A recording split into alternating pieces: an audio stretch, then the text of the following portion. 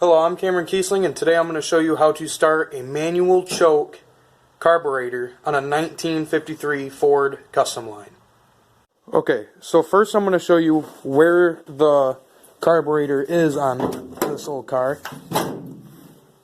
So you're going to pop the hood and look under here. And where the choke or the carburetor is underneath this. This is called an oil bath air filter. So what it does is air gets sucked in through this little gap right here, and then it goes through literally a bath of oil, which goes and it cleans the air going into the carburetor. Okay, so what I'm doing is I just removed this wing nut that goes on right here in this hole, and once you take this off, it's going to be a little messy, but it's cool to see. This is what that looks like on the inside when you flip it over. And then that is the oil bath. Literally, it's just oil sitting into a round tub. And then right here, that is a 1-barrel carburetor with a manual choke when you look down inside. Okay, so next what I'm going to do is I'm going to loosen this it's like a wing nut kind of thing, but it has just a stick on it, that's all. I'm going to loosen that up, and I'm going to take this off, that way you guys can see the whole carburetor sitting on the motor. Okay, so once we get that off, this is what the carburetor looks like. These right here are your fuel lines. This and this one right here, and then this one right here are all your fuel lines. And then your manual choke is this big spring cable right here. So when you pull that, you can hear that loud noise.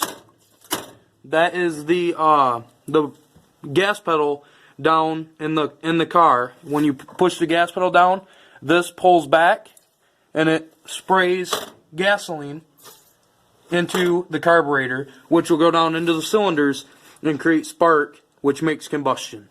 Okay, so I put this back together, and the next thing I want to show you is that this is an inline 6 Ford 1953 motor, and these are the 6 spark plugs that go to it, which make spark enable for the combustion to go through the cylinder, and it'll catch the fuel on fire, or it'll basically makes an explosion in the cylinders, which drives the pistons back and forth, which enables the car to be able to run. This is the distributor cap, which is right here. All the spark plugs run into this. And then this is what powers the distributor cap. So you got wires that go to the battery, and you got wires that go up into this, which converts the car from a 6-volt to a 12-volt system, because back in the day, they used a 6-volt battery instead of a 12-volt battery to run the cars, because they didn't have the luxuries that we have today, like power windows, power seats, and all that stuff.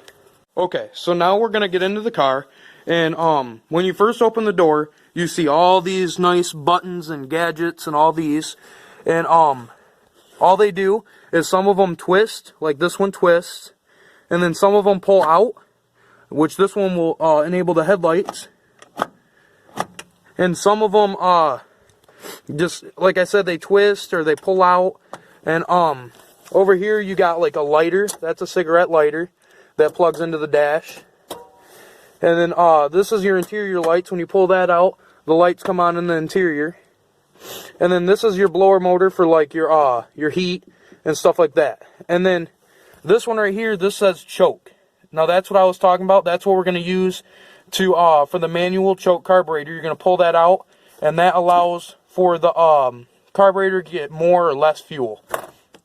Okay, so now we're in the car, and first, before we can do anything, we got to pump the gas pedal. You got to give that about a good 6-7 pumps, just because it is cold outside. And a carburetor, you got to pump the gas a couple times just to get a little bit of fuel into the carburetor. So now when we turn the key, you can see it starts, but it won't stay running, and that's because we got the choke pushed all the way in. So what we're going to do is, now means it didn't start when we had the choke pushed all the way in, we're going to want to pull this all the way out.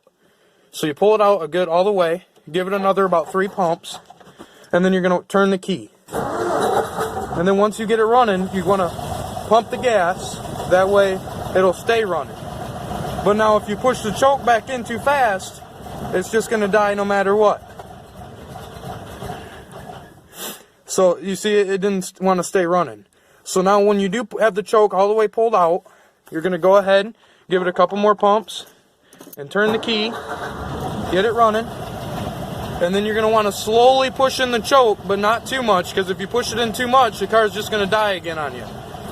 So you just want to slowly keep pushing the choke in until you think it can run by itself without having to push the gas.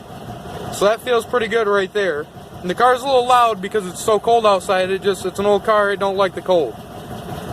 So now what we're going to do is we're going to let the car warm up in time. That way you can push the choke all the way back in.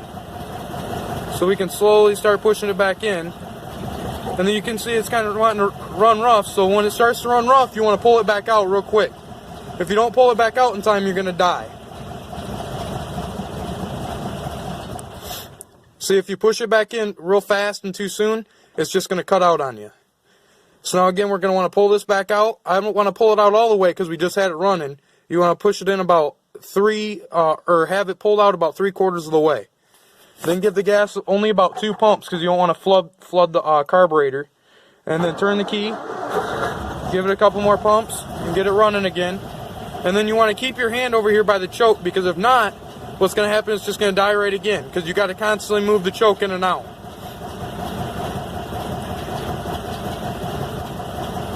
So what you're going to do is you just want to keep the choke right there. And now see, that's about perfect right there for this weather, because you want it pulled out enough to where you don't have to sit there and keep on pumping the gas pedal. That way the car runs perfectly fine.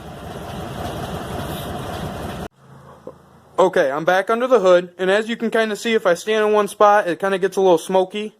And that's because this right here is called a blow-by. And what that does is it lets the air that gets compressed inside the motor, it lets it come out. Now, newer motors are going to have like a little plug or something like that on top of your valve cover, which your valve cover is this long metal piece that sits on top of your motor. Okay, I'm going to show you what it looks like on a newer style motor. This isn't a newer style motor by no means. This is a 1967 Delta 88. But this is the same thing that was on the other motor, except for it don't have a hole in it. This, all it does is it pulls off and pushes back on. So when you pull it off, it pushes right back in. It won't come out right now because it's cold and it's frozen onto the block. But that's what that looks like. And now this is the newer style air cleaners, or I say newer, but it's the older style, but it's newer than what was on the Ford. What that does is you take off the wing nut, and the top of this pulls right off. And then that's your carburetor, except for this is a 4-barrel carburetor, and this is the new style air cleaners, which pulls right off. And some people like to just clean them themselves, or you can go buy a new one. Okay, so now back to the old car. We're back to the 1953 Ford Custom Line. We still got a little bit of smoke coming out from the blow-by. And like I said, that's just the combusted air that was inside the valve cover that's coming out. That don't mean nothing's bad. It's normal. That's what they do. That's what they're supposed to do. So now the next thing I'm going to show you is right next to this oil bath is this thing, which looks like a mason jar, and honestly it pretty much is a mason jar. And what it does is, back in the day, they would fill these with washer fluid. And that's what, hang on just a second, that's what this hose is right here. Now this hose just came out of the top of here, which has just a little slot cut into it, which is a little rusty, but that's kind of how they looked. And now this slot, or hose, was what pumped your wiper fluid out and onto your windshield wipers. And that's what they used back in the day.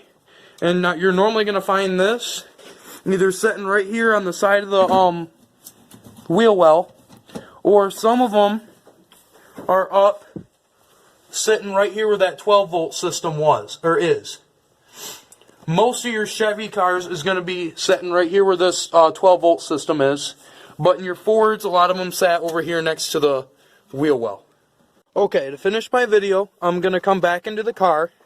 And I'm just gonna come back to the wiper knob. And what this was, if you remember, this was the one that twists. It don't pull out. You can try, but it's not gonna pull out. It twists back and forth. Now, back in the day, they used what was called a vacuum wiper motor. And what it does is it uses air to compress and move the windshield wipers. That's why they're stuck up right now. So when you're going down the road, the faster you go, the faster your windshield wipers go. But the slower you go, the slower they'll go. So the only bad part about this was that if you stopped at a red light, your windshield wipers might come to a stop. But if you're going down the expressway, you're going about 55, maybe 60 mile an hour, your windshield wipers are flying on your window. They're going 100 mile an hour. And that was the another cool thing about these old cars, was that you never kind of knew what was going to happen if you stopped at a red light. Your windshield wipers could stop as well.